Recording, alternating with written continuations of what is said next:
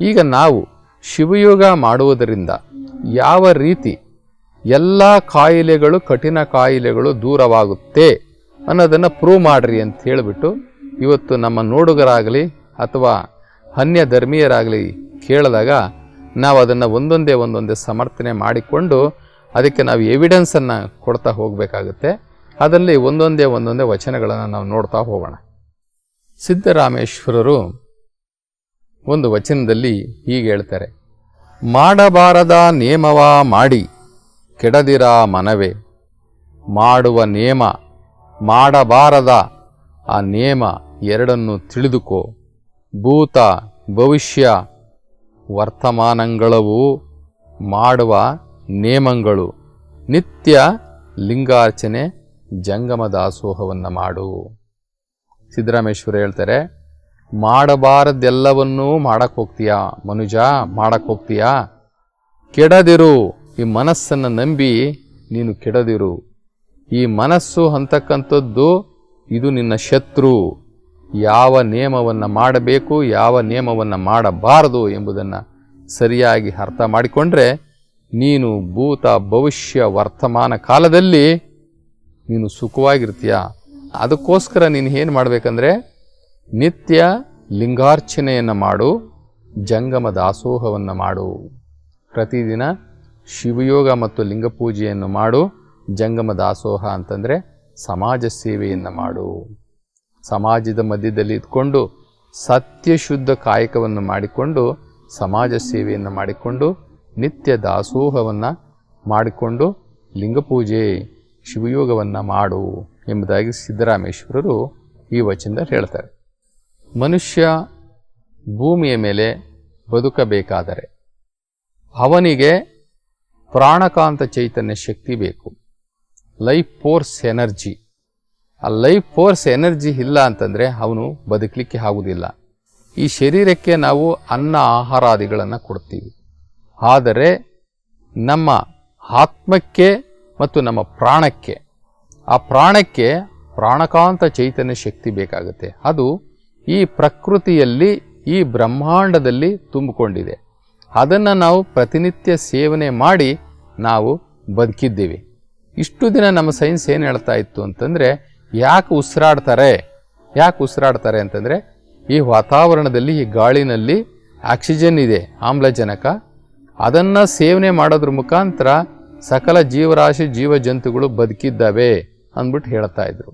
Oxygen ಕಂಡಿಡಿದ್ರು. Oxygen ಕಂಡಿಡಿದ ಮೇಲೆ ಸಾಯೋ ಮನುಷ್ಯನಿಗೆ ನಾವು ಆಕ್ಸಿಜನ್ ಕೊಟ್ಟಾಗ, ಕೃತಕವಾಗಿ ಆಕ್ಸಿಜನ್ ಕೊಟ್ಟಾಗ ಅವನು ಬದುಕಿರಬೇಕಾಗಿತ್ತಲ್ಲ, ಬದುಕಲಿಲ್ಲ. ಆವಾಗ ಅಂದ್ಕೊಂಡ್ರು, ಇಲ್ಲ, ಈ ಉಸಿರಾಟದ ಜೊತೆಗೆ ಈ ಆಮ್ಲಜನಕದ ಜೊತೆಗೆ ಇನ್ಯಾವುದೋ ಒಂದು ಅಗೋಚರವಾದಂತಹ ಚೈತನ್ಯವಿದೆ. ಆ ಚೈತನ್ಯದ ಕಣಗಳನ್ನು ಸೇವನೆ ಮಾಡೋದ್ರ ಮುಖಾಂತರ ಈ ಮನುಷ್ಯ ಪ್ರಾಣಿ ಜೊತೆಗೆ ಎಲ್ಲ ಜೀವರಾಶಿಗಳು, ಭೂಮಿ ಮೇಲಿರ್ತಕ್ಕಂಥ ಎಲ್ಲ ಜೀವರಾಶಿಗಳು ಬದುಕಿದ್ದಾವೆ ಅನ್ನುವಂತಹ ತೀರ್ಮಾನಕ್ಕೆ ವಿಜ್ಞಾನ ಬರ್ತದೆ. ಹಾಗಾದರೆ ಆ ಚೈತನ್ಯ ಯಾವುದು ಎಂಬುದಾಗಿ ಅವರು ಸಂಶೋಧನೆಗೆ ಒಳಪಡಿಸಿದಾಗ ದೇವಕಣ ಅಂತಕ್ಕಂಥ ಒಂದು ಚೈತನ್ಯ, ಅದು ಭೂಮಿಯ ಕಡೆ ನಿರಂತರವಾಗಿ ಸೋನೆ ಮಳೆಯ ರೀತಿಯಲ್ಲಿ ಅದು ಬಂದು ಸೇರ್ತಾ ಇದೆ. ಅದನ್ನು ಸೇವನೆ ಮಾಡಿ ಜೀವರಾಶಿ ಉಳ್ಕೊಂಡಿದ್ದಾವೆ. ಆ ಜೀವಕಣ ಎಲ್ಲಿಂದ ಬಂತು ಅಂತಂದರೆ, ಎಲ್ಲಿ ಸೂರ್ಯಮಂಡಲ ಕೊನೆ ಆಗುತ್ತೆ, ಆ ಕೊನೆ ಆದ ನಂತರ ಇರ್ತಕ್ಕಂಥದ್ದಕ್ಕೆ ನಮ್ಮ ಶರಣರು ಬಯಲು ಅಂತ ಕರೀತಾರೆ. ಖಗೋಳಶಾಸ್ತ್ರದಲ್ಲಿ ಅದಕ್ಕೆ ಹೆಲಿಯೋಪಾಸ್ ಅಂತ ಹೇಳಿಬಿಟ್ಟು ಕರೀತಾರೆ. ಆ ಹೆಲಿಯೋಪಾಸ್ ವಲಯ ಏನಿದೆಯಲ್ಲ, ಆ ಬಯಲು, ಆ ಬಟ್ಟ ಬಯಲು ಅಂತ ಏನಿದೆಯಲ್ಲ, ಅಲ್ಲಿಂದ ಪ್ರಾಣಕಾಂತ ಚೈತನ್ಯ ಶಕ್ತಿಗಳು ಅಂತಂದರೆ ವಿದ್ಯುತ್ಕಾಂತ ಚೈತನ್ಯ ಶಕ್ತಿ ಕಣಗಳು ಈ ಭೂಮಿಯ ಕಡೆ ನಿರಂತರವಾಗಿ ಬರ್ತಾ ಇರ್ತಕ್ಕಂಥದ್ದನ್ನು ಇತ್ತೀಚೆಗೆ ವಿಜ್ಞಾನಿಗಳನ್ನು ಸಹ ಗಮನಿಸಿದ್ದಾರೆ.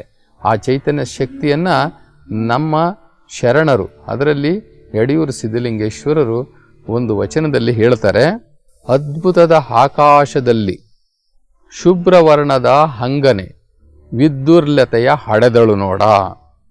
ವಿದ್ಯುರ್ಲತೆಯ ಬೆಳಕಿನಿಂದ ಶುದ್ಧ ಪ್ರಸಾದವ ಕಂಡು ಶುದ್ಧಾಶುದ್ಧವನಳಿದು ನಾನು ನೀನೆಂಬ ಒದ್ದದೆ ಎರಡಾಳಿನ ನಿರಾಳ ನೀನೇ ಮಹಾಲಿಂಗ ಗುರು ಶಿವ ಸಿದ್ದೇಶ್ವರ ಪ್ರಭುವೇ ಎಂಬುದಾಗಿ ಹೇಳ್ತಾರೆ. ಯಡೂರು ಸಿದ್ಧಲಿಂಗೇಶ್ವರರು ತುಂಬ ಖಗೋಳಶಾಸ್ತ್ರದ ಬಗ್ಗೆ ಅನೇಕ ವಚನಗಳನ್ನು ಬರೆದಿದ್ದಾರೆ.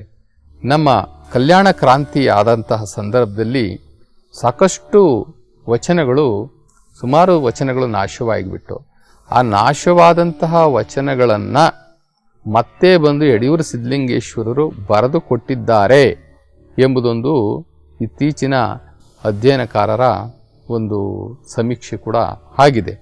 ಇಲ್ಲಿ ಅದ್ಭುತದ ಆಕಾಶದಲ್ಲಿ ಶುಭ್ರವರ್ಣದ ಹಂಗನೆ ವಿದ್ಯುರ್ಲತೆಯ ಹಡೆದಳು ನೋಡ ಅಂತಂದರೆ ಆ ಹೆಲಿಯೋಪಾಸ್ ಮುಖಾಂತರ ಬರ್ತಾ ಇರ್ತಕ್ಕಂಥ ಆ ಕಣಗಳನ್ನು ವಿದ್ಯುರ್ಲತೆ ಅಂದ್ಬಿಟ್ಟು ಕರೆದಿದ್ದಾರೆ. ಆ ವಿದ್ಯುರ್ಲತೆಯ ಬೆಳಕಿನಿಂದ ಶುದ್ಧ ಪ್ರಸಾದವ ಈ ಜಗ ಉಂಡಿತ್ತು, ಈ ಜಗತ್ತು ಅದನ್ನು ಸೇವನೆ ಮಾಡಿತ್ತು, ಅದು ಪರಮಾತ್ಮನ ಪ್ರಸಾದ ಎಂಬುದಾಗಿ ಇಲ್ಲಿ ಯಡಿಯೂರು ಸಿದ್ಧಲಿಂಗೇಶ್ವರರು ಹೇಳ್ತಾರೆ. ನಾವು ಈ ವಚನವನ್ನು ಏನಕ್ಕೆ ಇಲ್ಲಿ ಪ್ರಸ್ತುತ ಅಂತಂತಂದರೆ, ಆ ವಿದ್ಯುರ್ಲತೆ ಅಂತಕ್ಕಂಥ ಆ ದೈವಕಣ ಅಥವಾ ಆ ಪ್ರಾಣಕಾಂತ ಚೈತನ್ಯ ಶಕ್ತಿ ಏನಿದೆ ಅದು ಈ ವಾತಾವರಣದಲ್ಲಿ ತುಂಬಿಕೊಂಡಿದೆ. ಈ ನಮ್ಮ ಇಷ್ಟಲಿಂಗವನ್ನು ನಾವು ಕೈಲಿ ಇಟ್ಕೊಂಡು ನಾವು ಕುಳಿತುಕೊಂಡಾಗ ಆ ಇಷ್ಟಲಿಂಗಕ್ಕೆ ಒಂದು ಮಹತ್ವ ಇದೆ. ಅದಕ್ಕೆ ಅನೇಕ ಪ್ರಾಕೃತಿಕ ಅನೇಕ ಗಿಡಮೂಲಿಕೆಗಳನ್ನು ಹಾಕಿ ಅದನ್ನು ತಯಾರು ಮಾಡಲಾಗಿದೆ. ಅದರಲ್ಲಿ ಪ್ರಕೃತಿಯಲ್ಲಿರ್ತಕ್ಕಂಥ ವಿದ್ಯುತ್ಕಾಂತ ಚೈತನ್ಯ ಶಕ್ತಿಗಳನ್ನು ಎಳೆದು ತನ್ನ ಗರ್ಭದಲ್ಲಿ ಇಟ್ಕೊಂಡಿರ್ತದೆ. ನಾವು ಯಾವಾಗ ಇಷ್ಟಲಿಂಗವನ್ನು ನಾವು ಹಸ್ತದ ಮೇಲೆ ಇಟ್ಕೊಳ್ತೀವಿ ಆವಾಗ ಅಲ್ಲಿಂದ ನಮ್ಮ ಶರೀರಕ್ಕೆ ಕಳಿಸ್ಲಿಕ್ಕೆ ಪ್ರಾರಂಭ ಆಗುತ್ತೆ. ನಾವು ಎಷ್ಟೊತ್ತು ಇಷ್ಟಲಿಂಗವನ್ನು ನಮ್ಮ ಕೈನಲ್ಲಿ ಹೀಗೆ ಇಟ್ಕೊಂಡಿರ್ತೀವೋ ಅಷ್ಟು ಹೊತ್ತು ವಾತಾವರಣದಲ್ಲಿರ್ತಕ್ಕಂಥ ವಿದ್ಯುತ್ಕಾಂತ ಚೈತನ್ಯ ಶಕ್ತಿಯನ್ನು ನಮಗೆ ಸೆಳೆದುಕೊಂಡು ನಮ್ಮ ಶರೀರಕ್ಕೆ ಕಳಿಸುತ್ತೆ. ಇದು ನಮಗೆ ಪ್ರಾಣಶಕ್ತಿಯಾಗುತ್ತೆ, ಲೈಫ್ ಫೋರ್ಸ್ ಎನರ್ಜಿ ಆಗುತ್ತೆ. ಈ ಲೈಫ್ ಫೋರ್ಸ್ ಎನರ್ಜಿ ಏನಾದರೂ ಕಡಿಮೆ ಆಯಿತು ಅಂತಂದರೆ ಮನುಷ್ಯ ಸತ್ತೋಗ್ಬಿಡ್ತಾನೆ. ಅವನು ಎಷ್ಟೇ ಊಟ ಮಾಡಲಿ, ಎಷ್ಟೇ ಸ್ಥೂಲಕಾಯಿ ಹೆಂಗೆ ಇದ್ರೂ ಸಹ ಆ ಲೈಫ್ ಫೋರ್ಸ್ ಎನರ್ಜಿಯ ಪ್ರಾಣಕಾಂತ ಆ ಚೈತನ್ಯ ಶಕ್ತಿ ಮನುಷ್ಯನಲ್ಲಿ ತುಂಬಿರಲೇಬೇಕು. ನಮ್ಮ ಮೈಂಡಲ್ಲಿ ಕನಿಷ್ಠ 400 ಮೈಕ್ರೋ ವ್ಯಾಟ್ಸಷ್ಟು ಎನರ್ಜಿ ನಮ್ಮ ಮೈಂಡಲ್ಲಿ ಇದ್ರೇ ನಾವು ಮಾತಾಡ್ಲಿಕ್ಕೆ ಸಾಧ್ಯ ಆಗೋದು ಅಥವಾ ಏನಾದರೂ ಕೆಲಸ ಮಾಡ್ಲಿಕ್ಕೆ ಸಾಧ್ಯ ಆಗೋದು. ಇಲ್ಲ ಅಂತಂದರೆ ಮನುಷ್ಯ ಹಾಗೆಯೇ ಕೂತ್ಕೊಂಡು ಹಾಗೆಯೇ ಸೈಲೆಂಟ್ ಆಗಿಬಿಡ್ತಾನೆ. ಮತ್ತೆ ಅವನಿಗೊಂದಷ್ಟು ಸಮಯ ಬೇಕಾಗುತ್ತೆ ಮತ್ತು ಎನರ್ಜಿ ಅದು ಚಾರ್ಜ್ ಆಗೋದಕ್ಕೆ. ಹೀಗೆ ಈ ಲೈಫ್ ಫೋರ್ಸ್ ಎನರ್ಜಿಯನ್ನು ನಮ್ಮ ಇಷ್ಟಲಿಂಗ ಎಷ್ಟೊತ್ತು ಇಟ್ಕೊಂಡಿರ್ತೀವೋ ಅಷ್ಟೊತ್ತು ನಮಗೆ ಈ ಶರೀರಕ್ಕೆ ಕೊಡ್ತದೆ. ಜೊತೆಗೆ ಅದರಲ್ಲಿ ಕಾಣುವಂತಹ ಒಂದು ದೀಪದ ಬಿಂದುವನ್ನು ನಾವು ಬೆಳಕಿನ ಬಿಂದುವನ್ನು ನಾವಲ್ಲಿ ವ್ಯವಸ್ಥೆ ಮಾಡ್ಕೊಂಡಿರ್ತೀವಿ. ಇಷ್ಟಲಿಂಗದಲ್ಲಿ ಒಂದು ಬೆಳಕಿನ ಬಿಂದು ಕಾಣುವಂತೆ ನಾವು ಮಾಡ್ಕೊಂಡಿರ್ತೀವಿ. ಆ ಬೆಳಕಿನ ಬಿಂದುವನ್ನು ನಾವು ಆ ಪರಮಾತ್ಮನ ಸ್ವರೂಪ, ಏಕೆಂದರೆ ನಿರಾಕಾರ ಶಿವ ಅವನು ಬೆಳಕಿನ ರೂಪದಲ್ಲಿದ್ದಾನೆ, ಜ್ಯೋತಿಯ ರೂಪದಲ್ಲಿದ್ದಾನೆ. ಆ ಬೆಳಕನ್ನು ನಾವು ನಿರೀಕ್ಷೆ ಮಾಡ್ತಾ ಇರ್ತೀವಿ. ಏಕಚಿತ್ತದಿಂದ ಎಲ್ಲ ನಮ್ಮ ಮನಸ್ಸನ್ನು ಅಲ್ಲಿ ಏಕಾಗ್ರಗೊಳಿಸಿ ಅಲ್ಲಿ ನಾವು ಆ ಬೆಳಕನ್ನು ನಾವು ನೋಡ್ತಾ ಇರ್ತೀವಿ. ಆ ಬೆಳಕನ್ನು ನೋಡ್ತಾ ನೋಡ್ತಾ ನೋಡ್ತಾ ನಮ್ಮ ಕಣ್ಣಿನ ಮುಖಾಂತರ ಪಶ್ಚಿಮ ಚಕ್ರದಲ್ಲಿರ್ತಕ್ಕಂಥ ಆತ್ಮ ಅಥವಾ ಪೀನಿಯಲ್ ಗ್ರಂಥಿ, ನಾವು ಎಲ್ಲರಿಗೂ ಹೇಳಿ ನಾವು ನಂಬಿಸೋಕ್ಕಾಗೋದಿಲ್ಲ. ಅದಕ್ಕೆ ಪಶ್ಚಿಮ ಚಕ್ರದಲ್ಲಿ ಒಂದು ಪೀನಿಯಲ್ ಗ್ರಂಥಿ ಇದೆ. ಆ ಪೀನಿಯಲ್ ಗ್ರಂಥಿಯನ್ನು ಪಶ್ಚಿಮ ಚಕ್ರ ಅಥವಾ ಜ್ಞಾನದ ಅರಿವಿನ ಕಣ್ಣು, 3ನೇ ಕಣ್ಣು ಅಂತ ಹೇಳಿಬಿಟ್ಟು ನಮ್ಮ ಶರಣರು ಅದನ್ನು ಕರೀತಾರೆ. ನಾವು ಈ ಕಣ್ಣಿನ ಮುಖಾಂತರ ಆತ್ಮ ನೋಡ್ತಾ ಇರ್ತದೆ, ಆ ಬೆಳಕನ್ನು ನೋಡ್ತಾ ಇರ್ತದೆ. ಆತ್ಮಕ್ಕೆ 2 ಕಣ್ಣುಗಳು ಕಿಟಕಿಗಳಿದ್ದ ಹಾಗೆ ಆ ಕಿಟಕಿಯ ಮುಖಾಂತರ ಲಿಂಗದಲ್ಲಿ ಕಾಣುವಂತಹ ಬೆಳಕನ್ನು ಏಕಾಗ್ರತೆಯಿಂದ ಲಿಂಗದಲ್ಲಿ ದೃಷ್ಟಿ ಅಚ್ಚೊತ್ತಿದಂತೆ ನೋಡ್ತಾ ನೋಡ್ತಾ ನೋಡ್ತಾ ನೋಡ್ತಾ ಇದ್ದಾಗ ನಮ್ಮ ಮನಸ್ಸು ಎಲ್ಲವೂ ಕೂಡ ಏಕಾಗ್ರತೆ ಆಗುತ್ತೆ. ಒಂದು ವಚನದಲ್ಲಿ ಹೀಗೆ ಹೇಳಲಾಗಿದೆ, ಹಾಲಿ ನಿಂತರೆ ಸುಳಿದು ಸೂಸುವ ಗಾಳಿ ನಿಲ್ಲುವುದು, ಗಾಳಿ ನಿಲೆ ಮನ ನಿಲ್ಲುವುದು, ಮನ ನಿಲೆ ಬಿಂದು ನಿಲ್ಲುವುದು, ಬಿಂದು ನಿಲೆ ಕಾಲಕರ್ಮವು ಹೇಳ ಹೆಸರಿಲ್ಲದೆ ಹೋಗುವುದು ಅಂತ ಹೇಳಿಬಿಟ್ಟು ಒಂದು ವಚನದಲ್ಲಿ ಬರ್ತದೆ. ಇದರ ಅರ್ಥ ಏನಪ್ಪ ಅಂತಂದರೆ, ಈಗ ನಾವು ಶಿವಯೋಗಕ್ಕೆ ಕೂತ್ಕೊಂಡಿದ್ದೀವಿ, ಪೂಜೆ ಎಲ್ಲ ಮುಗಿಸಿದ್ದೀವಿ, ಬೆನ್ನು ನೇರವಾಗಿರುತ್ತೆ, ಕಣ್ಣು ದೃಷ್ಟಿ ಇಷ್ಟಲಿಂಗದಲ್ಲಿ ಕಾಣುವಂತಹ ಬೆಳಕಿನ ಬಿಂದುವಲ್ಲಿ ಬೆರೆತಿರ್ತದೆ, ದೃಷ್ಟಿ ನೆಟ್ಟಿರ್ತದೆ. ನಮ್ಮ 2 ಕಣ್ಣುಗಳು ಅಲ್ಲಿ ಕೇಂದ್ರೀಕೃತವಾಗಿರ್ತದೆ. ಹಾಲಿ ಅಂತಂದರೆ 2 ಕಣ್ಣು ಗುಡ್ಡೆಗಳು ಅಲ್ಲಿ ಕೇಂದ್ರೀಕೃತವಾಗಿರ್ತದೆ.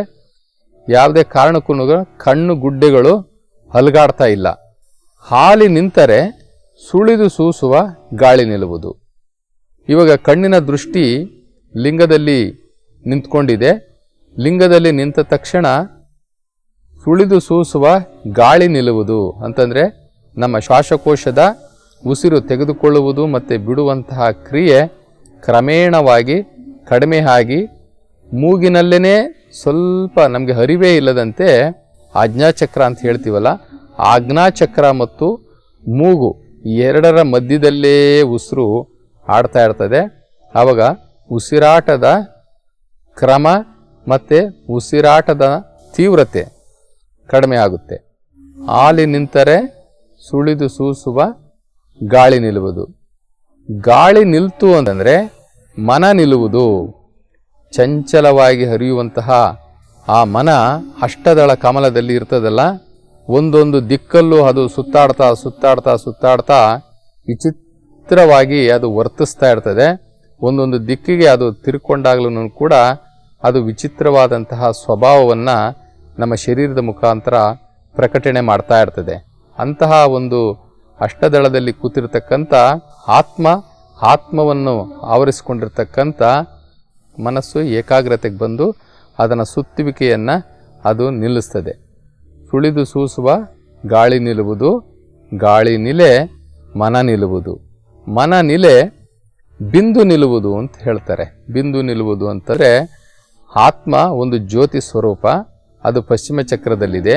ಆ ಆತ್ಮ ಮತ್ತು ಲಿಂಗದಲ್ಲಿ ಕಾಣತಕ್ಕಂಥ ಆ ಬಿಂದು, ಈ ಬಿಂದು ಆ ಬಿಂದು, ಆತ್ಮಜ್ಯೋತಿ ಬಿಂದು, ಈ ಪರಮಾತ್ಮ ಅಂತಕ್ಕಂಥ ದಿವ್ಯ ಜ್ಯೋತಿ ಬಿಂದು ಎರಡೂ ಕೂಡ ಸೇರ್ತದೆ.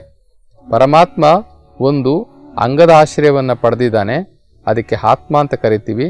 ಇನ್ನೊಂದು ಕಡೆ ಲಿಂಗದ ಆಶ್ರಯವನ್ನು ಪಡೆದಿದ್ದಾನೆ, ಅದಕ್ಕೆ ಪರಮಾತ್ಮ ಅಂತ ಕರಿತೀವಿ. ಈ ಜೀವಾತ್ಮ ಮತ್ತು ಪರಮಾತ್ಮ ಒಂದೇ ಸರಳ ರೇಖೆಯಲ್ಲಿ ನಿಂತಾಗ ಕಾಲಕರ್ಮವು ಹೇಳ ಹೆಸರಿಲ್ಲದೆ ಹೋಗುವುದು. ಕಾಲಕರ್ಮವು ಅಂತಂದರೆ ನಾವು ಆಗಲೇ ಹೇಳಿದ್ನಲ್ಲ, ಯಾವ ಜನ್ಮದಲ್ಲಿ, ಈ ಜನ್ಮದಲ್ಲಿ, ಕಳೆದ ಜನ್ಮದಲ್ಲಿ, 7 ಜನ್ಮದಲ್ಲಿ ಏನೇನು ಕರ್ಮಗಳು ಮಾಡಿರ್ತೀವೋ ಅವೆಲ್ಲವೂ ಕೂಡ ನಮ್ಮ ಆತ್ಮದಲ್ಲಿ ರೆಕಾರ್ಡ್ ಆಗಿರ್ತದೆ. ಆ ಆತ್ಮದ ಮುಖಾಂತರ ನಮ್ಮ ಶರೀರದ ಜೀವಕೋಶಗಳಲ್ಲಿ, ನಮ್ಮ DNA ನಮ್ಮ ವಂಶವಾಹಿನಿಯಲ್ಲಿ ಎಲ್ಲ ತುಂಬಿಕೊಂಡಿರ್ತದೆ, ಅಲ್ಲಿ ಪ್ರಿಂಟ್ ಆಗಿರ್ತದೆ. ಅದೆಲ್ಲವೂ ಕೂಡ ನಾಶವಾಗುತ್ತೆ, ಸುಟ್ಟು ಹೋಗುತ್ತೆ ಅಥವಾ ಪರಮಾತ್ಮನಿಂದ ಕ್ಷಮಿಸಲ್ಪಡ್ತದೆ. ಇದು ಶಿವಯೋಗ. ಇದನ್ನು ಮಾಡ್ತಾ ಮಾಡ್ತಾ ಮಾಡ್ತಾ ನಮಗೆ ಆ ಪಶ್ಚಿಮ ಚಕ್ರದಲ್ಲಿ ಪೀನಿಯಲ್ ಗ್ರಂಥಿ ಅಥವಾ 3ನೇ ಕಣ್ಣು, ಅರಿವಿನ ಕಣ್ಣು ಜಾಗೃತ ಆಗುತ್ತೆ. ಅಲ್ಲಿ ಅಮೃತದ ಕೊಡ ಇದೆ, ಅಲ್ಲಿ ಅಮೃತದ ಕೊಡ ಇದೆ, ಅಮೃತ ಸ್ರವಿಸ್ತದೆ ಅಂತ ಹೇಳ್ಬಿಟ್ಟು ನಮ್ಮ ಶರಣರು ಹೇಳ್ತಾರೆ. ಆ ಅಮೃತವನ್ನು ಸೈನ್ಸಲ್ಲಿ ಮೆಲೋಟೋನಿನ್ ಎಂಬುದಾಗಿ ಕರೀತಾರೆ. ಆ ಮೆಲೋಟೋನಿನ್ ನಾವು ಪ್ರಸಾದ ಅಂತ ನಾವು ಸ್ವೀಕಾರ ಮಾಡಿ ಅಮೃತ ಅಂತ ಹೇಳಿಬಿಟ್ಟು ನಾವಲ್ಲ ರಿಲೀಸ್ ಆಗುತ್ತೆ. ಅದನ್ನು ಇಡೀ ಶರೀರಕ್ಕೆ ಅದು ಹಬ್ಕೊಳ್ಳುತ್ತೆ. ಶರೀರದ ಎಲ್ಲ ನರನಾಡಿಗಳಿಗೆ, ಜೀವಕೋಶಗಳಿಗೆ, ಪ್ರತಿಯೊಂದು ಕಡೆನೂ ಕೂಡ ಆ ಅಮೃತ ಹೋಗುತ್ತೆ. ಈ ಶರೀರ ಶುದ್ಧವಾಗುತ್ತೆ, ಆತ್ಮ ಪರಿಶುದ್ಧವಾದಂತಹ ಆತ್ಮ ಆಗುತ್ತೆ, ಶರೀರವು ಕೂಡ ಪರಿಶುದ್ಧವಾದಂತಹ ಶರೀರವಾಗುತ್ತೆ. ಅಂಗಗುಣ ಒಳಿದು ಲಿಂಗಗುಣ ಹಳವಡುತ್ತೆ ಅಂತ ಹೇಳ್ಬಿಟ್ಟು ನಮ್ಮ ಶರಣರು ಹೇಳ್ತಾರೆ. ಹಾಗೆ ಅಂಗ ಮತ್ತು ಆತ್ಮ ಇವೆರಡವೂ ಕೂಡ ಶುದ್ಧ ಮಾಡ್ತದೆ ಈ ಅಮೃತ. ಇದಕ್ಕೆ ಸಾಕ್ಷಿ ಏನು? ಇಷ್ಟೆಲ್ಲ ನೀವು ಹೇಳಿಬಿಟ್ರಿ, ನಾವು ಕೇಳಿಬಿಟ್ವಿ. ಇದಕ್ಕೆಲ್ಲ ಸಾಕ್ಷಿ ಏನು? ಏನು ಶರಣರ ವಚನಗಳು ಹೇಳ್ತವೆ ಎಂಬುದಾಗಿ ನಾವು ಒಂದೊಂದೇ ನೋಡ್ತಾ ಹೋಗೋಣ. ಪಶ್ಚಿಮ ಚಕ್ರದಲ್ಲಿ ನಿತ್ಯ ನಿರಂಜನನ ಬೆಳಕು, ತತ್ವ ಬ್ರಹ್ಮಾಂಡದಿಂದ ತತ್ತಲಾದ ಘನ ನೋಡ, ಅದು ಪರಂಜ್ಯೋತಿ ಪರತತ್ವ, ಪರಾತ್ಪರ ವಸ್ತುವೇ ಪ್ರಸಾದ ನೋಡ. ಪ್ರತಿಹಿಲ್ಲದ ಅಪ್ರತಿಮ ಪ್ರಸಾದದಲ್ಲಿ ನಿಂಪತಿಯಾಗಿ ಮಹಾಪ್ರಸಾದಿಯಾದನು ಕಾಣ ಮಹಾಲಿಂಗ ಗುರು ಶಿವಸಿದ್ದೇಶ್ವರ ಪ್ರಭುವೇ. ಪಶ್ಚಿಮ ಚಕ್ರದಲ್ಲಿ ನಿತ್ಯ ನಿರಂಜನ ಬೆಳಗು, ತತ್ವ ಬ್ರಹ್ಮಾಂಡದಿಂದ ತತ್ತಲಾದ ಘನ ನೋಡ. ಅಂದರೆ ಪಶ್ಚಿಮ ಚಕ್ರದಲ್ಲಿ ಪರಮಾತ್ಮನ ಚಿದಂಶ ಚಿದ್ರೂಪವಾದಂತಹ ಆತ್ಮ ಬೆಳಕಾಗಿ ಇದೆ. ಆ ಪರಂಜ್ಯೋತಿ ಆ ಸ್ವರೂಪ ಏನು ಆಕ್ಟಿವೇಶನ್ ಆಗುತ್ತೆ, ಅಲ್ಲಿ ಸ್ರವಿಸುವಂತಹ ಅಮೃತ ಅದು ಪ್ರಸಾದ ನೋಡ, ಅದು ಪ್ರಸಾದ. ಅದಕ್ಕೆ ಯಾವುದೇ ರೀತಿಯ ಪ್ರತಿ ಇಲ್ಲ, ಅದಕ್ಕೆ ಸಬ್ಸ್ಟಿಟ್ಯೂಟು ಯಾವುದೂ ಇಲ್ಲ. ಅದು ಪರಮಾತ್ಮನ ಚಿದಂಶ ಚಿದ್ರೂಪ ಆಗಿರ್ತಕ್ಕಂಥ ಆ ಘನ ಪರಮಾತ್ಮನಾದಂತಹ ಆ ಪರಮಾತ್ಮರ ಪರಾವಸ್ತುವೇ ಇದು ಎಂಬುದಾಗಿ ಇಲ್ಲಿ ಯಡಿಯೂರು ಸಿದ್ಧಲಿಂಗೇಶ್ವರರು ಹೇಳ್ತಾರೆ. ಮತ್ತೊಂದು ನಾವು ವಚನವನ್ನು ನೋಡೋಣ. ವೈದ್ಯ ಸಂಗಣ್ಣನವರು ಈ ಶರೀರಕ್ಕೆ ಮತ್ತು ಆತ್ಮಕ್ಕೆ ರೋಗಗಳು ಬರೋದು ಸ್ವಾಭಾವಿಕ ಎಂಬುದಾಗಿ ಹೇಳಿದ್ದಾರೆ. ಈ ಬ್ರಹ್ಮಾಂಡವನ್ನು ಪರಮಾತ್ಮನು ಪಂಚಭೂತಗಳಿಂದ ಸೃಷ್ಟಿ ಮಾಡಿದ್ದಾನೆ. ಈ ಬ್ರಹ್ಮಾಂಡವನ್ನು, ಈ ಪಿಂಡಾಂಡವನ್ನು ಸಹ ಬ್ರಹ್ಮಾಂಡದಲ್ಲಿರ್ತಕ್ಕಂಥ ಎಲ್ಲ ಪಂಚಭೂತಗಳ ಅಂಶದಿಂದ ಈ ಪಿಂಡಾಂಡವನ್ನು ಕೂಡ ರಚನೆ ಮಾಡಿದ್ದಾನೆ. ಪಿಂಡಾಂಡ ಅಂದರೆ ಈ ಶರೀರ, ಬ್ರಹ್ಮಾಂಡ ಅಂತಂದರೆ ಈ ಜಗತ್ತು. ಈ ಜಗತ್ತಿಗೂ ಮತ್ತು ಈ ಶರೀರಕ್ಕೂ ನಿಕಟ ಸಂಪರ್ಕ ಏನಪ್ಪ ಅಂತಂದರೆ, ಈ ಬ್ರಹ್ಮಾಂಡವನ್ನು ಸಹ ಪಂಚಭೂತಗಳಿಂದ ರಚನೆ ಮಾಡಿರ್ತಕ್ಕಂಥ ಪರಮಾತ್ಮ ಈ ಪಿಂಡಾಂಡವನ್ನು ಸಹ ಪಂಚಭೂತಗಳಿಂದ ರಚನೆ ಮಾಡಿದ್ದಾನೆ. ಆದ್ದರಿಂದ ಬ್ರಹ್ಮಾಂಡ ಮತ್ತು ಈ ಪಿಂಡಾಂಡ ಎರಡೂ ಕೂಡ ನಾಶಕ್ಕೆ ಒಳಗಾಗುವಂತಹ, ಎಲ್ಲ ವ್ಯಾಧಿಗಳಿಗೆ ಒಳಗಾಗುವಂತಹ, ಪ್ರಕೃತಿ ವಿಕೋಪಕ್ಕೆ ಒಳಗಾಗುವಂತಹ ಸ್ವಾಭಾವಿಕ ಲಕ್ಷಣಗಳು ಈ ಪ್ರಪಂಚಕ್ಕೂ ಇದೆ, ಈ ಪ್ರಕೃತಿಗೂ ಇದೆ, ಮತ್ತು ಈ ಶರೀರಕ್ಕೂ ಇದೆ ಎಂಬುದಾಗಿ ವೈದ್ಯ ಸಂಗಣ್ಣನವರು ಇಲ್ಲಿ ಹೇಳ್ತಾ ಇದ್ದಾರೆ. ಅವರ ಒಂದು ವಚನದಲ್ಲಿ ಅಷ್ಟೋತ್ತರ ಶತವಾದಿಗಳ ಧರಿಸಿಕೊಂಡಿಪ್ಪದು ಆತ್ಮನೋ ಘಟವೋ, ಇಲ್ಲೊಂದು ಅವ್ರಿಗೊಂದು ಕ್ವಶನ್ನು ಮಾಡ್ತಾ ಇದ್ದಾರೆ. ಅಷ್ಟೋತ್ತರ ಶತವ್ಯಾಧಿಗಳು ಧರಿಸಿಕೊಂಡಿಪ್ಪುದು ಆತ್ಮನೋ ಘಟನೋ. ಇಷ್ಟೊಂದು ಕಾಯಿಲೆಗಳಿದೆಲ್ಲ, ಈ ಕಾಯಿಲೆ ಧರಿಸಿಕೊಂಡಿರ್ತಕ್ಕಂಥದ್ದು ಈ ಶರೀರನ ಅಥವಾ ಆತ್ಮನ ಎಂಬುದಾಗಿ ಪ್ರಶ್ನೆ ಕೇಳ್ತಾ ಇದ್ದಾರೆ. ಮುಂದಕ್ಕೆ ಅವರು ಹೇಳ್ತಾರೆ, ಆತ್ಮ ಎಂದರೆ ಅದು ಆತ್ಮ ಸಾಯೋದಿಲ್ಲ. ಇನ್ನು ಈ ಘಟ ಅಂತಂದರೆ, ಈ ಶರೀರ ಅಂತಂದರೆ ಆತ್ಮನಿಲ್ಲದೆ ಶರೀರ ಇಲ್ಲ. ಆತ್ಮ ಇದ್ರೆ ಮಾತ್ರ ಈ ಶರೀರ ಕ್ರಿಯಾಶೀಲವಾಗಿರ್ತದೆ. ಆತ್ಮನಿಲ್ಲ ಅಂತಂತಂದರೆ ಇದು ಹೆಣ ಅಂತ ಕರಿತೀವಿ, ಇದು ನಿಷ್ಕ್ರಿಯೆ ಆಗಿಬಿಡ್ತದೆ. ಇವಾಗ ಯಾವುದಕ್ಕೆ ಮತ್ತೆ ಕಾಯಿಲೆ ಅಂತ ಹೇಳೋದು? ಆತ್ಮ ಇಲ್ಲ ಅಂತಂದರೆ ಈ ಶರೀರ ಇಲ್ಲ. ಈ ಶರೀರಕ್ಕೆ ಕಾಯಿಲೆ ಇದೆ ಅಂತಂತಂದರೆ ಆತ್ಮನಿಲ್ಲದೆ ಶರೀರ ಇಲ್ಲ. ಇವಾಗ ಈ ಎಲ್ಲ ಕಾಯಿಲೆಗಳು ಆತ್ಮಕ್ಕೆ ಬರುತ್ತಾ ಶರೀರಕ್ಕೆ ಬರುತ್ತಾ? ಯಾವುದು? ಈ ಅಷ್ಟೋತ್ತರ ಶತವ್ಯಾಧಿಗಳು ಯಾವುದಕ್ಕೆ ಬರ್ತದೆ ಎಂಬುದಾಗಿ ಮುಂದೆ ಹೇಳ್ತಾರೆ. ಇಲ್ಲಿ ಒಂದನ್ನು ಕಳೆದು ಒಂದಕ್ಕೆ ಔಷಧಿ ಕೊಡಲು ಸಾಧ್ಯವಿಲ್ಲ. ಆತ್ಮಕ್ಕೂ ಕೂಡ ಔಷಧಿ ಕೊಡಬೇಕಾಗಿದೆ, ಶರೀರಕ್ಕೂ ಕೂಡ ಔಷಧಿಯನ್ನು ಕೊಡಬೇಕಾಗಿದೆ ಎಂಬುದಾಗಿ ಹೇಳ್ತಾರೆ. ಈ ಎರಡರ ಸಂಘದಿಂದ ರುಜೆ ಪ್ರಮಾಣು, ಆತ್ಮ ಮತ್ತು ಶರೀರ ಎರಡು ಇದ್ರೇನೆ ಇಲ್ಲಿ ಕ್ರಿಯೆ ನಡೆಯೋದು. ಆದ್ದರಿಂದ ಇವೆರಡಕ್ಕೂ ಕೂಡ ಚಿಕಿತ್ಸೆ ಕೊಡಬೇಕು ಅಂತ ಹೇಳ್ತಾರೆ. ಇಂತಿ ಶರೀರಾತ್ಮ ಆದಿಯಾಗಿ ಬಂದ ವ್ಯಾಧಿಗೆ ನಾನೊಂದು ಔಷಧಿಯ ಭೇದವ ಹೇಳಿಹೆ. ಆಧಾರದಲ್ಲಿಪ್ಪ ಮೂಲಿಕೆಯ ಬೇರನರಿದು ಐದಿಂದ್ರಿಯವ ಕೂಡಿಕೊಂಡು ಮೂರು ಮುಟ್ಟದ ತಟ್ಟೆಯಲ್ಲಿ ಬೇಗ ತೆಗೆದುಕೊಳ್ಳಿ. ಆ ಮದ್ದು ವಾಂತಿಗೆ ಸಲ್ಲ, ವಿರೋಚನವಿಲ್ಲ, ನಾನಾ ವೈದ್ಯರ ಭೇದಗಾಹಿಹ ಕ್ರಮವಲ್ಲ.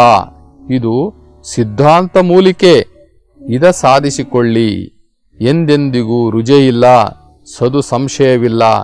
ಮರುಳ ಶಂಕರ ಪ್ರಿಯ ಸಿದ್ದರಾಮೇಶ್ವರ ಲಿಂಗದಲ್ಲಿ ವೈದ್ಯ ಸಂಗಣ್ಣರು ಇಲ್ಲಿ ಹೇಳ್ತಾರೆ, ಈ ಶರೀರಕ್ಕೆ 3 ದೋಷಗಳಿದ್ದಾವೆ. ವಾತ, ಪಿತ್ತ, ಕಫ ಅಂತಕ್ಕಂಥ 3 ದೋಷಗಳಿದ್ದಾವೆ. ಹಾಗೆಯೇ ಆತ್ಮಕ್ಕೂ ಕೂಡ 3 ದೋಷಗಳಿದ್ದಾವೆ. ಅಣವಮಲ, ಕಾರ್ಮಿಕ ಮಲ, ಮಾಯಾಮಲ ಎಂಬುದಾಗಿ ಆತ್ಮಕ್ಕೂ ಕೂಡ ದೋಷಗಳಿದ್ದಾವೆ. ಇವೆರಡಕ್ಕೂ ಕೂಡ ಏಕರೂಪದ ಔಷಧಿ ಏನಪ್ಪ ಅಂತಂದರೆ ಅವ್ರು ಹೇಳ್ತಾರೆ ಶಿವಯೋಗ. ಪಶ್ಚಿಮ ಚಕ್ರದಕ್ಕೆ ಹೋಗಿ ಆ ಪಶ್ಚಿಮ ಚಕ್ರದಲ್ಲಿ ನೀವು ಅಮೃತವನ್ನು ಸ್ರವಿಸಿಕೊಳ್ಳಿರಿ. ಶಿವಯೋಗದ ಮುಖಾಂತರ ನೀವು ಅಮೃತವನ್ನು ಸ್ರವಿಸಿಕೊಳ್ಳಿರಿ.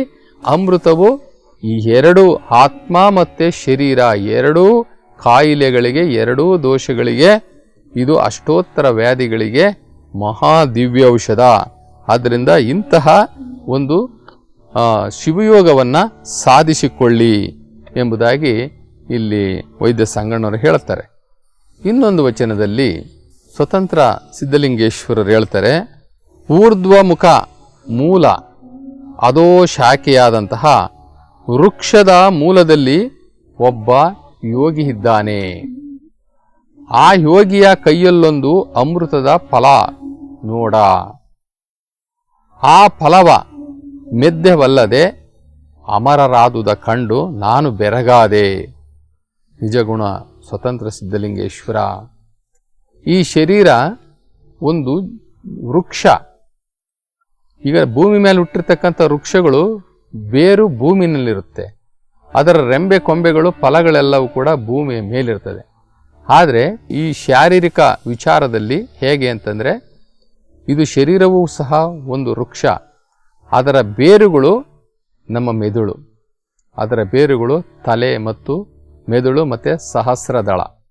ಅದರ ರೆಂಬೆ ಕೊಂಬೆಗಳು ಈ ಕೈ ಕಾಲು ಇವೆಲ್ಲವೂ ಕೂಡ ನಮ್ಮ ಶರೀರವೆಲ್ಲವೂ ಕೂಡ ರೆಂಬೆ ಕೊಂಬೆಗಳು. ಅಲ್ಲಿ ಆ ಮೂಲಾಧಾರದಲ್ಲಿ ಒಬ್ಬ ಯೋಗಿ ಇದ್ದಾನೆ. ಅಂದರೆ ಪಶ್ಚಿಮ ಚಕ್ರದಲ್ಲಿ ಇರ್ತಕ್ಕಂಥ ಕೊಡ, ಅಮೃತದ ಕೊಡ, ಯೋಗಿ ಇದ್ದಾನೆ. ಆ ಯೋಗಿಯ ಕೈಯಲ್ಲೊಂದು ಅಮೃತದ ಫಲವ ನೋಡ.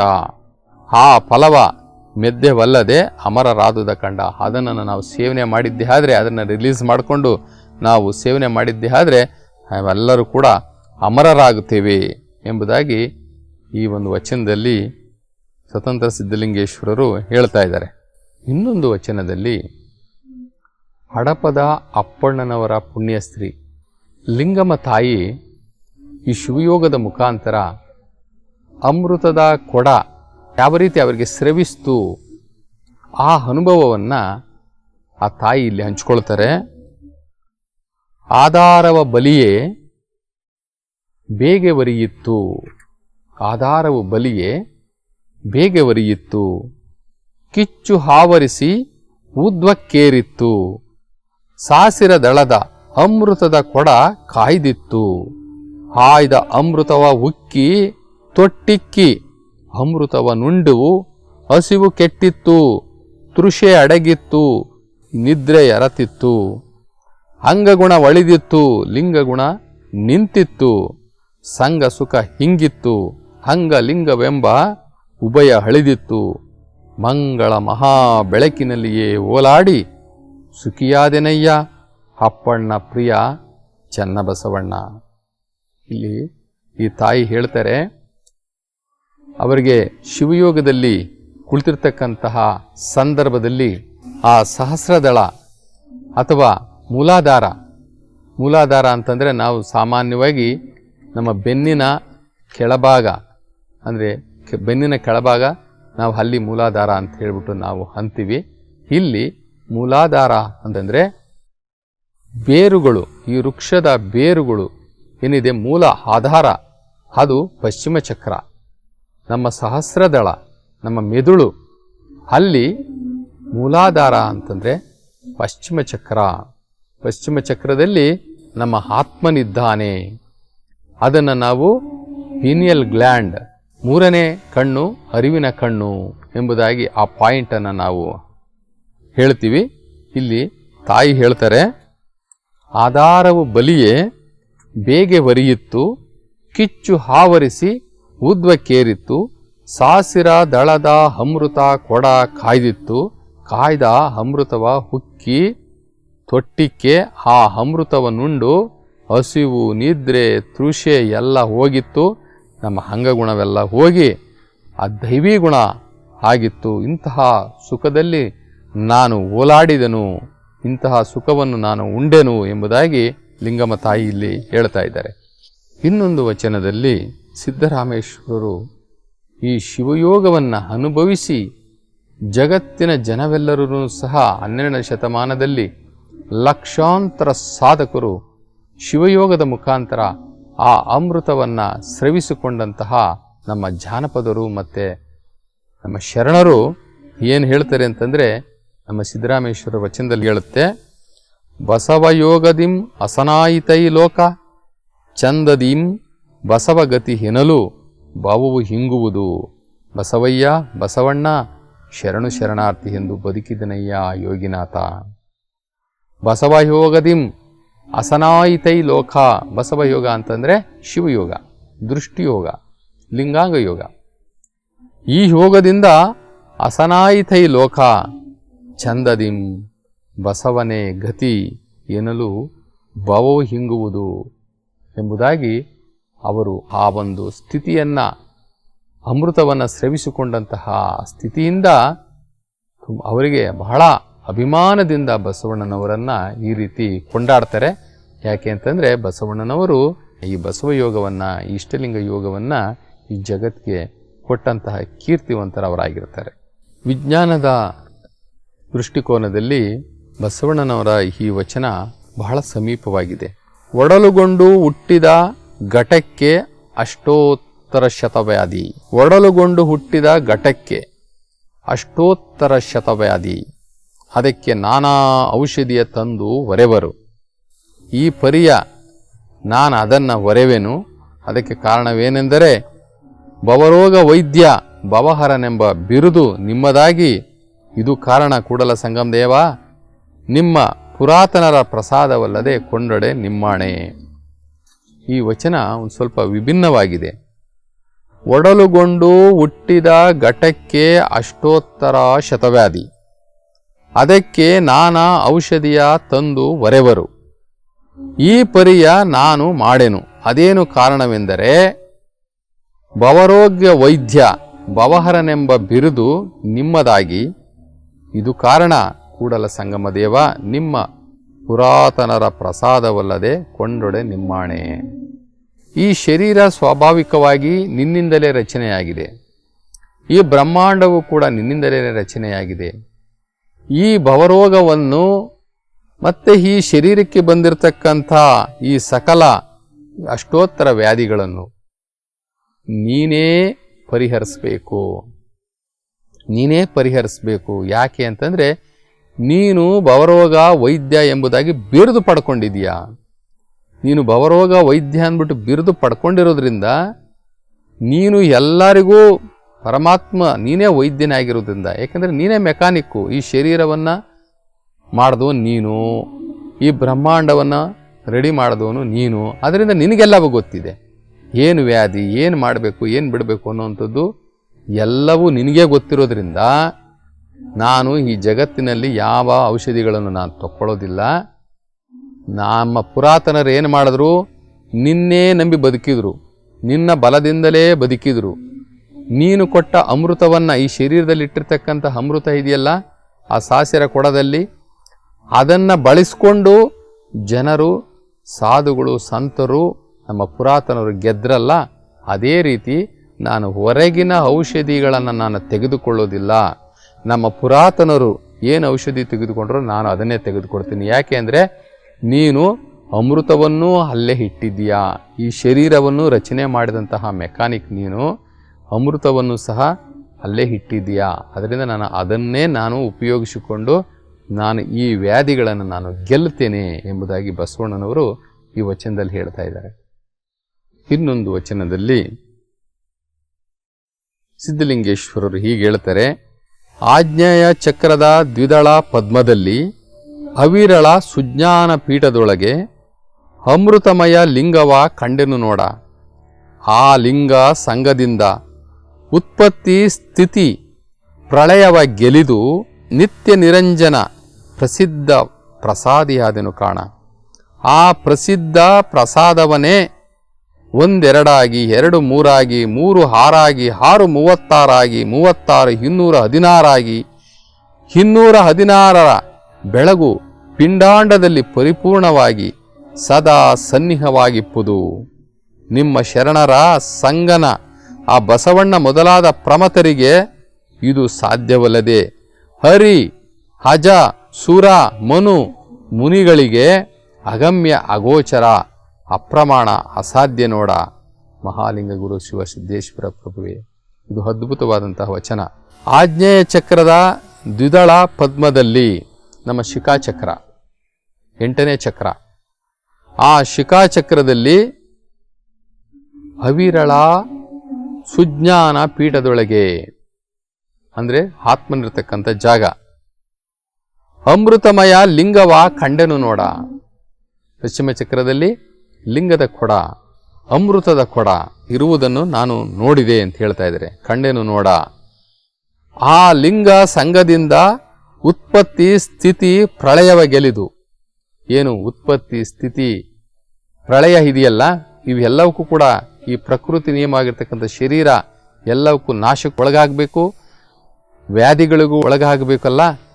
ಎಲ್ಲವಕ್ಕೂ ಕೂಡ ಮೀರಿದಂತಹ ಆ ಪ್ರಳಯವನ್ನು ಗೆಲಿದು. ಯಾಕೆ ಗೆದ್ವಿ ಅಂತಂದ್ರೆ ಅಮೃತವನ್ನು ಸವಿದಕ್ಕೋಸ್ಕರ ಸೃಷ್ಟಿ ಸ್ಥಿತಿ ಲಯವನ್ನ ಮೂರನ್ನು ಕೂಡ ನಾವು ಗೆದ್ವಿ. ಅಂದ್ರೆ ಪ್ರಕೃತಿ ನಿಯಮಗಳನ್ನ ಗೆದ್ವಿ. ಪ್ರಕೃತಿ ನಿಯಮಗಳು ಈಗ ನಮ್ಮ ಶರೀರಕ್ಕೆ ಅಳವಡೋದಿಲ್ಲ, ಅಂದ್ರೆ ನಮ್ಮ ಶರೀರಕ್ಕೆ ಅನ್ವಯಿಸುವುದಿಲ್ಲ ಎಂಬುದಾಗಿ ಹೇಳ್ತಾ, ನಿತ್ಯ ನಿರಂಜನ ಪ್ರಸಿದ್ಧ ಪ್ರಸಾದಿಯಾದೆನು ನೋಡ. ಈ ಒಂದು ಅಮೃತವನ್ನ ನಾನು ಸವಿದ ತಕ್ಷಣ ಆ ಪರಮಾತ್ಮನಿಂದ ನನಗೆ ಲಭ್ಯವಾದಂತಹ ಪ್ರಸಾದವನ್ನು ಉಂಡು ನಾನು ಪ್ರಸಾದಿಯಾದೆನು ನೋಡ. ಆ ಪ್ರಸಾದ ಹೀಗೆ ನನ್ನ ಶರೀರದಲ್ಲಿ ಹೆಂಗೆ ಕೆಲಸ ಮಾಡ್ತದಪ್ಪ ಅಂದ್ರೆ, ಪಶ್ಚಿಮ ಚಕ್ರದಲ್ಲಿ ರಿಲೀಸ್ ಆದಂತಹ ಆ ಅಮೃತ, ಆ ಮೆಲೋಟೋನಿನ್, ಅದು ಸೀದಾ ಅಲ್ಲಿಂದ ಆಜ್ಞಾ ಚಕ್ರಕ್ಕೆ ಬರುತ್ತೆ. ಆಜ್ಞಾ ಚಕ್ರಕ್ಕೆ ಬಂದು ಅಲ್ಲಿಂದ ಎಲ್ಲ ಜೀವಕೋಶಗಳಿಗೆ ಹರಡ್ಕೊಳ್ಳೋಕೆ ಶುರು ಮಾಡ್ತದೆ.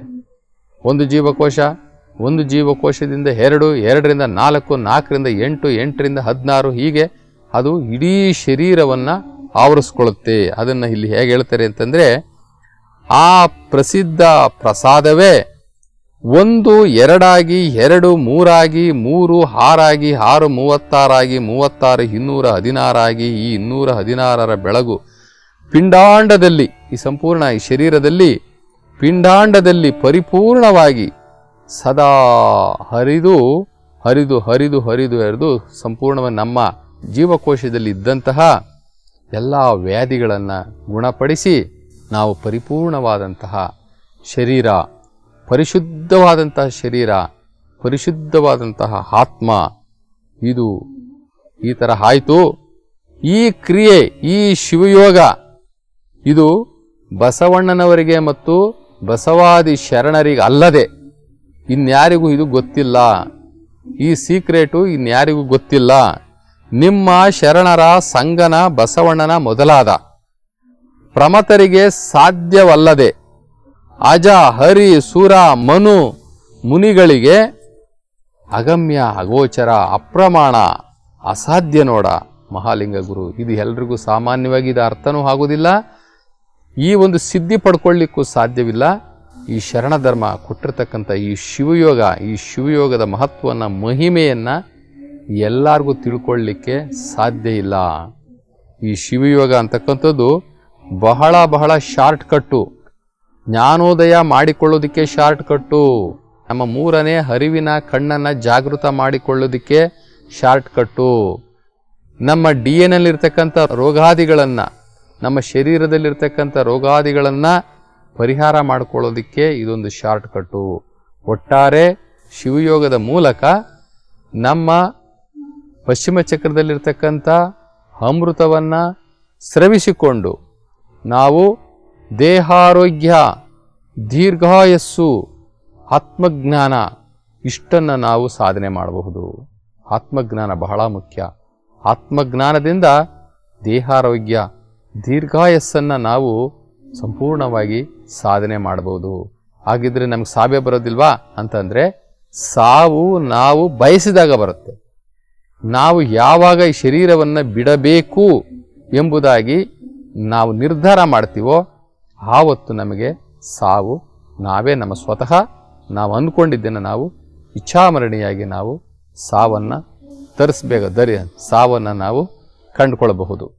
ಈ ರೀತಿಯಾಗಿ ಶಿವಯೋಗದ ಮುಖಾಂತರ ನಮ್ಮ ಪಶ್ಚಿಮ ಚಕ್ರದಲ್ಲಿರ್ತಕ್ಕಂಥ ಪೀನಿಯಲ್ ಗ್ಲ್ಯಾಂಡಲ್ಲಿರ್ತಕ್ಕಂಥ ಮೆಲೋಟೋನಿನ್ ಅನ್ನುವಂತಹ ಒಂದು ಅಮೃತವನ್ನು ನಾವು ಸ್ರವಿಸಿಕೊಂಡರೆ ನಮಗೆ ಈ ಜಗತ್ತಿನಲ್ಲಿ ಯಾವುದೇ ಕಠಿಣ ಕಾಯಿಲೆಗಳು ನಮ್ಮನ್ನು ಕಾಡೋದಿಲ್ಲ, ನಮಗೇನೇನೂ ಮಾಡೋದಿಲ್ಲ. ನಮ್ಮ ಕಾಯಿಲೆಗಳನ್ನು ನಾವು ಗೆಲ್ತೀವಿ. ಆದ್ದರಿಂದ ಇವತ್ತೇ ಪ್ರತಿಯೊಬ್ಬರೂ ಸಹ ಶಿವಯೋಗ ಮಾಡಲು ಪ್ರಾರಂಭಿಸಿ, ದೃಷ್ಟಿಯೋಗವನ್ನು ಮಾಡಲು ಪ್ರಾರಂಭಿಸಿ. ಇದು ನಮ್ಮ ಶರಣರು ಈ ಪ್ರಪಂಚಕ್ಕೆ ಕೊಟ್ಟಿರ್ತಕ್ಕಂಥ ಅತಿ ದೊಡ್ಡ ಕೊಡುಗೆ, ಅತಿ ದೊಡ್ಡ ಯೋಗ. ಶಿವಯೋಗ ಅತಿ ದೊಡ್ಡ ಯೋಗ, ಸರಳ ಯೋಗ. ಮನೆಯಲ್ಲೇ ನಾವು ಮಾಡಬೇಕಾಗಿರ್ತಕ್ಕಂಥ, ಮನೆಯಲ್ಲೇ ಸಂಸಾರವನ್ನು ಬಿಡದೆ ಮನೆಯಲ್ಲೇ ಇದ್ದುಕೊಂಡು ಮಾಡುವಂತಹ ಇದು ಯೋಗ. ಹಾಗಿದ್ರೆ ಇದನ್ನು ಯಾವಾಗ ಮಾಡಬಹುದು? ಇದನ್ನು ನಾವು ಸೂರ್ಯೋದಯಕ್ಕೆ ಮುಂಚೆನೂ ಸಹ ಮಾಡಬಹುದು, ಸೂರ್ಯೋದಯದ ನಂತರನೂ ಸಹ ಮಾಡಬಹುದು, ಅಥವಾ ಸಂಸಾರಿಗಳು ತಮಗೆ ಬೇಕಂದಾಗೆಲ್ಲ ಕೂಡ ಮಾಡಬಹುದು. ಇನ್ನು ಸಾಧಕರು, ನಾವು ಅತಿ ಬೇಗವಾಗಿ ಈ ಅಮೃತ ಕೊಡವನ್ನು ನಾವು ಸ್ರವಿಸಿಕೊಂಡು ದೀರ್ಘಾಯಸ್ಸನ್ನು ಪಡಿಬೇಕು ಅಂತಕ್ಕಂಥ ಸಾಧಕರು 4 ಗಂಟೆ ರಾತ್ರಿನಲ್ಲಿ ಪ್ರತಿದಿನ 1/2 ಅವರ್ 1 ಅವರ್ ಮಾಡೋದ್ರಿಂದ ಬೇಗ ಸಿದ್ಧಿ ಆಗುತ್ತೆ. ಇದು ವಚನಕಾರರು ಮಾಡಿ ಪ್ರಯೋಗವನ್ನು ಮಾಡಿ ಸಾಬೀತುಪಡಿಸಿಕೊಂಡು ಅವರೆಲ್ಲರೂ ಕೂಡ ಜ್ಞಾನೋದಯವನ್ನು ಮಾಡಿಕೊಂಡು ತತ್ವಶಾಸ್ತ್ರವನ್ನು ಬರೆದಿರ್ತಕ್ಕಂಥವ್ರು, ಜ್ಞಾನ ಮಾರ್ಗವನ್ನು ಬರೆದಿರ್ತಕ್ಕಂಥವ್ರು. ಇದು ಭಕ್ತಿ ಮಾರ್ಗ ಅಲ್ಲ. ಬಸವ ಧರ್ಮ ಅಂತಕ್ಕಂಥದ್ದು ಭಕ್ತಿ ಮಾರ್ಗ ಅಲ್ಲವೇ ಅಲ್ಲ. ಭಕ್ತಿ ಮಾರ್ಗದಲ್ಲಿ ನಾವು ಏನು ಮಾಡಿದ್ರೂ ನಡೀತದೆ, ಆದರೆ ಜ್ಞಾನ ಮಾರ್ಗ ಇದು. ಜ್ಞಾನ ಮಾರ್ಗದಿಂದ ಮಾತ್ರ ನಾವು ಮುಕ್ತಿ ಮಾರ್ಗಕ್ಕೆ ಹೋಗ್ಲಿಕ್ಕೆ ಸಾಧ್ಯ ಆಗುತ್ತೆ. ಮುಕ್ತಿ ಮಾರ್ಗದಿಂದ ಮಾತ್ರ ನಾವು ಪರಮಾತ್ಮನನ್ನು ಸಾಕ್ಷಾತ್ಕಾರ ಮಾಡ್ಕೊಳ್ಳಿಕ್ಕಾಗುತ್ತೆ.